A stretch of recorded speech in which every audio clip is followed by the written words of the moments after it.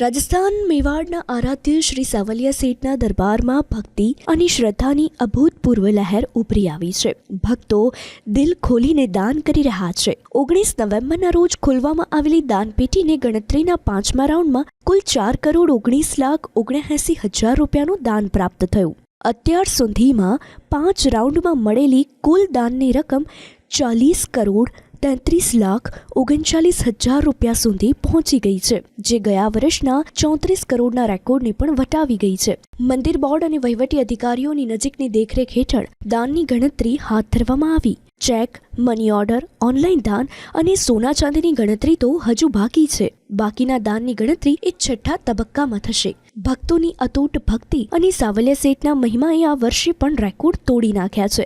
નવા માપદંડો સ્થાપિત કર્યા. દરેક તબક્કામાં મળેલા દાન દર્શાવે છે કે સમગ્ર મેવાડમાં શ્રી સાવલિયા શેઠ પ્રત્યે આદર અને સેવાની ભાવના એ અત્યંત મજબૂત છે.